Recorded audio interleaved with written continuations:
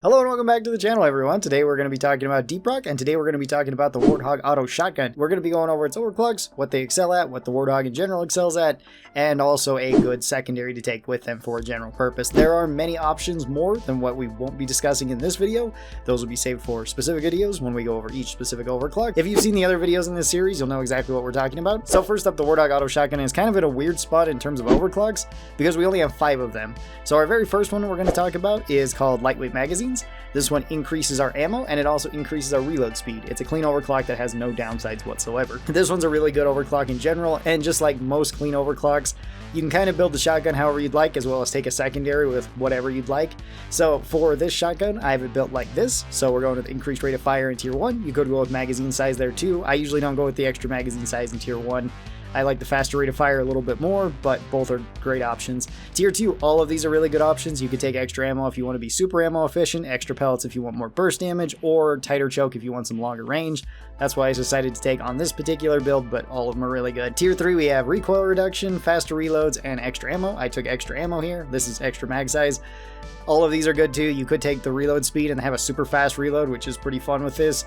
Recoil reduction can also be nice if you find that the shotgun has a little bit more kick than what you like. Tier 4, we have armor breaking or extra damage. I went with extra damage. Usually extra damage gets you a little bit more value than armor breaking on the shotgun, unless you really hate rollers or something like that, in which case then armor breaking's fine. And then in tier 5 we're going with turret whip. This will let us shoot our turret, giving the turret extra damage. When we do hit it, it will fire out at whatever enemy the turret is pointing at, or where the turret is just pointing in general. This lets you have really high burst damage. You could take minor adjustments here too. This makes it so it's no longer a pump action shotgun and it's a full auto shotgun. Gives you an extra rate of fire. It is kind of nice. I like having it as just a quality of life option, but turret whip is generally better in basically every situation for this one. That doesn't mean I will take it all the time, because I don't always like managing my turrets. So if you don't like managing your turrets either, minor adjustments is a good choice too. The Warthog in general excels at most things that you would think a shotgun would. Does really good damage at close range. Does pretty good damage if you get good pellet spread. It can work at medium to long range. Sometimes you can get pretty lucky with the pellet spread, but it is a little bit more unreliable unless you're taking like choke in tier 2, or you have another overclock, which we'll talk about in a little bit. For a secondary weapon, you could pair this with whatever you'd like. All the other secondary weapons are really good. I decided to take breach cutter and inferno on the breach cutter, so we have extra fire damage. This build is really strong against crowds and pretty strong against big enemies. You'd probably want to switch out inferno if you're taking this on a dreadnought mission though, because then you're just nerfing the damage of the breach cutter. One other thing about the Warthog before we move on to other overclocks is try to reload cancel this one. It's actually really more useful with reload canceling the Warthog. So when you go to reload it, make sure that the ammo changes at the bottom. You can usually just pay attention to that. As soon as it changes, hit your pickaxe and cancel the reload. That way you'll have a faster reloaded gun and you can get right back into the fight quicker. It does save on reload speed quite a bit with this weapon. Same with a couple other weapons. If you want to try it with the M1000, it's really good, or if you want to try it with the Loki, it's also really good. For our next overclock, we're going to be talking about mini shells. This is an unstable overclock that gets us a lot more ammo, larger mag size, and reduced recoil. However, it does cut down on our damage. Oh, so we can't stun with the shotgun anymore, but 2 damage per pellet, which is actually a pretty sizable nerf to the shotgun's damage. But all the extra ammo is really nice. The way I have it built is like this. So in tier 1, we're once again taking rate of fire, but higher mag size is also good. Extra pellets in tier 2. This one's pretty useful because if you do take it, then you can still one-shot headshot grunts on any difficulty, has 4 or has 5. If you don't have this, then you can't do that and you'll have to 2-shot them. Some people don't mind that and they like taking something like choke or more ammo. That way you can just spam the shotgun more often or just be able to hit shots more consistently. Extra ammo is really good though if you have critical weakness, because 5 times extra crit damage is really nice with this particular overclock. Larger mag size in tier 3, but take whatever you'd like in tier 3. It's all your choice. I probably wouldn't go with the recoil reduction. It's not really necessary, and it has somewhat diminishing returns with this one. More damage in tier 4, you're going to need that as well as the pellets in order to be able to one-shot headshot grunts on any difficulty, at least consistently. And then in tier 5, we're going with turret whip, but you could also take minor adjustments. Minor adjustments pretty fun if you want to just be spam firing this and kind of use it as a general purpose weapon towards anything at any range and not really think about the ammo. Turret whip will generally get you more damage though, so whatever you'd like. This one also pairs pretty well with just about any secondary that you would like, but it is lacking high single target damage, so I decided to take hyper propellant for the grenade launcher for this.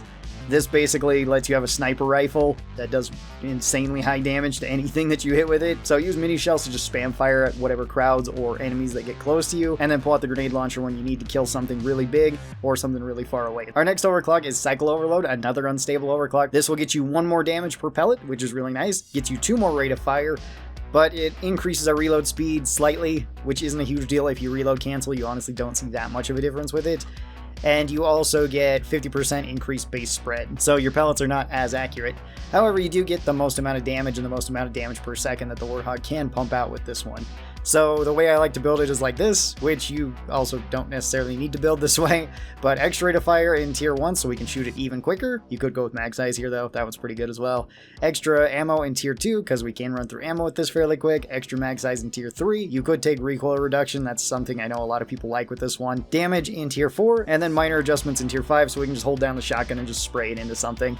Now, like I said, turret whip is probably better than this in most cases, and in this case it is too. But minor adjustments is a lot more fun, and I like just holding down the shotgun at very close range. So I decided to take the shard diffractor with overdrive booster. This gives us long range, and it also gets us even more damage if we want to turn on the overdrive booster. You don't need to though. You can just use the shard diffractor normally and just save this for really big enemies at a distance like menaces or maybe spitballers. For our next loadout, we have magnetic pellet alignment. Magnetic pellet alignment makes it so we get increased weak spot damage whenever we're hitting anything in the weak spot by 30%. We also have 50% reduced spread. However, we have a slightly slower rate of fire with this weapon.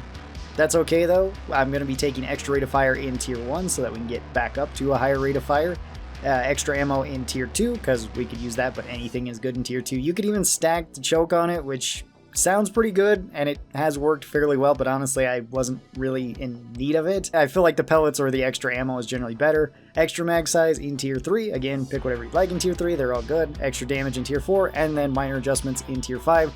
This is just so that we get a higher rate of fire. You could once again go a turret whip, and that would be a really good option too. It's actually even easier to hit your turret with this particular one, so it might even be better for you. For a secondary weapon, you can kind of pair this with whatever you want. I decided to pair it with a grenade launcher and took RJ250. This was just for somewhat of crowd control and for more movement speed overall. RJ250 can work pretty well against regular grunt swarms and particularly good against swarmers.